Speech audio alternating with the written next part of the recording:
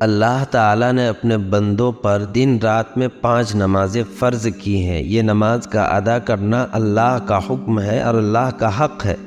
جو آدمی نمازوں کی پابندی کرتا ہے وہ اللہ کے خوشنودی کو حاصل کر لیتا ہے، اور جو آدمی نمازوں کو ترک کرتا ہے تو گویا وہ اللہ کے احکام کو چھوڑتا ہے، جس کی وجہ سے وہ سخت گنہگار ہوتا ہے۔ اللہ کے نبی صلی اللہ علیہ وسلم نے ارشاد فرمایا، نماز دین کا ستون ہے، اور جس نے دین کے ستون کو قائم کیا اس نے دین کو قائم کیا، اور جس نے دین کے ستون کو قائم نہیں کیا گویا اس نے اپنے دین کو ڈھا دیا، یعنی ختم کر دیا۔ اللہ کے نبی صلی اللہ علیہ وسلم کا یہ بھی ارشاد مبارک ہے کہ جس شخص نے جان بوجھ کر نماز چھوڑی گویا اس نے کفر کیا، یعنی کہ ایمان اور کفر سے اگر کوئی چیز فصل کرنے والی ہے تو وہ نماز ہے۔ نماز ایک ایسی محترم بشان عبادت ہے جس کے بارے میں سرکار دو عالم صلی اللہ علیہ وسلم نے فرمایا، الصلاۃ معراج المؤمنین، نماز ایمان والوں کی معراج ہے۔ یعنی جب ایک ایمان والا اللہ کی بارگاہ میں کھڑا ہوتا ہے اور نماز ادا کرتا ہے تو اس وقت بندے اور خدا کے درمیان کوئی پردہ نہیں رہتا، بلکہ ایک بندہ اپنے پروردگار سے بات کر رہا ہوتا ہے۔ اللہ کے نبی صلی اللہ علیہ وسلم نے اس کی تفصیل یوں بیان فرمائی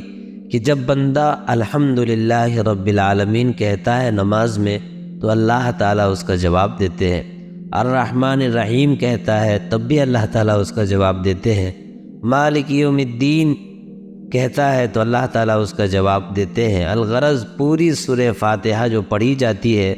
اللہ تعالیٰ اس کا جواب دیتے ہیں اور اپنے بندے کو اس کا انعام دیتے ہیں۔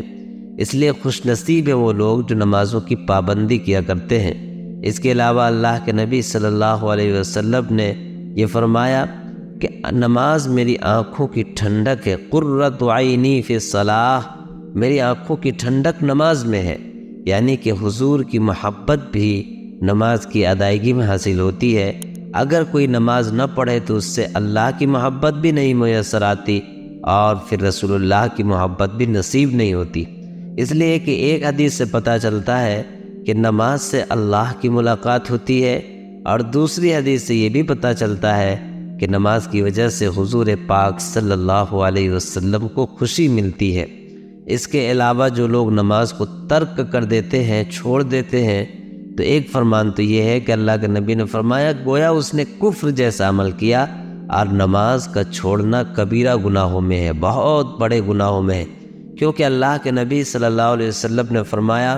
کہ موت کے بعد جن چیزوں کا حساب اللہ کے دربار میں دیا جانا ہے ان میں سب سے پہلی چیز نماز ہوگی۔ نماز کے بارے میں اللہ تعالیٰ پوچھیں گے کہ بالغ ہونے کے بعد سے جتنی نمازیں ہیں ان تمام نمازوں کو تم نے ادا کیا یا نہیں کیا؟ اگر نہیں کیے تو پھر اللہ کے سامنے جواب دینا ہوگا۔ اللہ کے نبی صلی اللہ علیہ وسلم نے فرمایا کہ نماز کی بہت زیادہ تاکید ہے، اور نماز دین کے شعار میں سے ایک شعار ہے، دین کے اہم ترین حصوں میں سے ایک حصہ ہے۔ ایک روایت ہے کہ اللہ کے نبی صلی اللہ علیہ وسلم نے فرمایا کہ دین یعنی اسلام کی بنیاد 5 چیزوں میں سے ہے، اور اس میں سے ایک چیز نماز بھی ہے۔ اللہ کے نبی نے فرمایا یہ نماز دین کا ستون ہے،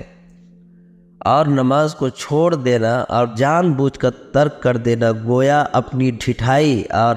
اللہ کے حکموں کو توڑنا ہے۔ قرآن مقدس میں ایک مضمون آیا ہے، اس میں یہ بات آئی ہے کہ اللہ تعالیٰ کی طرف سے میدان محشر میں یہ حکم دیا جائے گا کہ اللہ کے سامنے جھک جاؤ۔ لہذا وہ لوگ جو دنیا میں اللہ کے سامنے جھکا کرتے ہیں، جو اللہ کی عبادت دنیا میں کیا کرتے ہیں، جب اللہ کے تعالیٰ کی طرف سے یہ حکم آئے گا تو لوگ اللہ کے سامنے جھک جائیں گے، لیکن وہ لوگ جو نمازوں کو قائم نہیں کرتے، نمازوں کو ادا نہیں کرتے، اس کی پابندی نہیں کرتے، ایسے لوگ چاہیں گے تب بھی اللہ کے سامنے جھک نہیں پائیں گے، جس کی وجہ سے ان کی شدید رسوائی ہوگی اور ان کا چہرہ شرم سے جھکا ہوا ہوگا۔ اسی لیے تو عقل مندی یہ ہے کہ اللہ کے سامنے آنے سے پہلے اللہ کے پاس جانے کی تیاری کر لی جائے۔ اس سے پہلے کہ ہماری نماز پڑھی جائے اس سے پہلے ہمیں اپنی نماز پڑھ لینی چاہیے، اتنی نمازیں ادا کرنی چاہیے کہ جب اللہ تعالیٰ نمازوں کا حساب لے تو ہمیں شرمندہ نہ ہونا پڑے۔ اللہ تعالیٰ سے دعا ہے کہ اللہ تعالیٰ نمازوں کی خوب پابندی کرنے کی توفیق عطا فرمائے، اپنے حبیب محمد مصطفیٰ صلی اللہ علیہ وسلم کے طریقے پر نمازوں کی ادائیگی کی توفیق عطا فرمائے، آمین۔